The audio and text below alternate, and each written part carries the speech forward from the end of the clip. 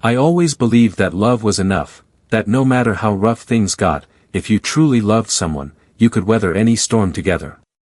So when I met Claire, I thought I had found my forever. She was sharp-tongued but had a laugh that could light up a room. We balanced each other. She was fire, and I was the steady ground beneath her feet. We met in college, two lost souls drawn together by long nights of studying and cheap coffee.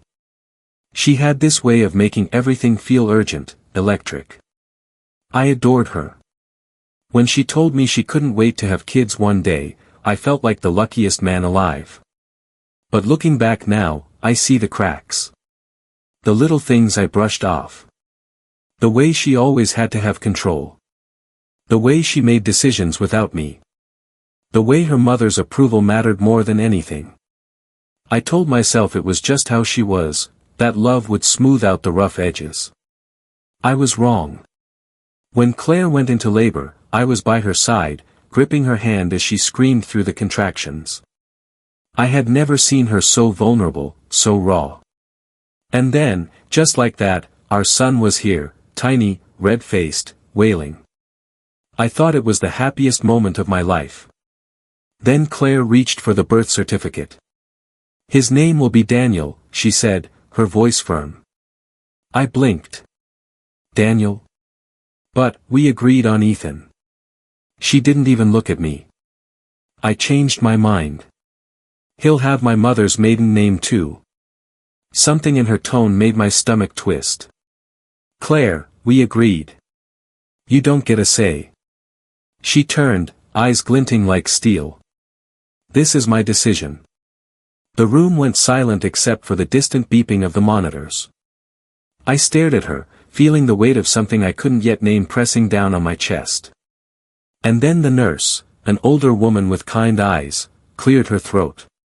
She hesitated, then leaned toward me, her voice barely above a whisper. "Want me to tell her the truth?" My heart stuttered. "What?" Claire frowned. "Excuse me." The nurse straightened, looking between us. "Mr. Carter," she said, addressing me directly. "I think it's time for some honesty." I had no idea what she meant until she turned to Claire. "Mrs. Carter, the hospital ran routine paternity tests during intake." The room shrank. The walls, the bed, the machines, it all blurred. "What?" Claire's voice was sharp now, defensive. The nurse didn't waver. "Your son doesn't share DNA with your husband." The words hit like a hammer to my chest. Claire went pale. "That's not possible." But I saw it then, the flicker in her eyes. A crack in her perfect composure. My body felt disconnected from my mind. I couldn't breathe. "Claire." My voice barely came out. "Tell me she's lying." She didn't. She didn't say a damn thing. The silence stretched until it became unbearable. I forced myself to swallow the bile rising in my throat. "Who?" My voice shook. "Who's the father?" Claire pressed her lips together, her eyes darting to the nurse, then back to me. "It doesn't matter," she said finally. I let out a hollow laugh. "It doesn't matter." My voice cracked. I thought this was my son. I thought, my breath hitched. "Jesus, Claire." Tears welled in her eyes, but I had no sympathy left. "You weren't supposed to find out," she whispered. "Right." My hands clenched into fists. "Because you were going to take that choice away from me, just like you tried to take away his name."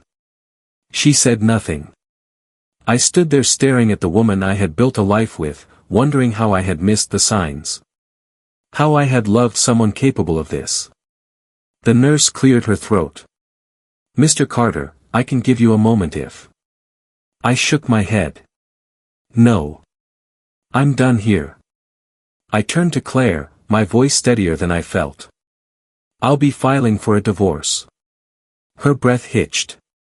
"Wait, we can." "No." I cut her off. There's nothing left to say. I turned and walked out of the hospital room, leaving behind the woman I thought I knew and the life that had been nothing but a lie.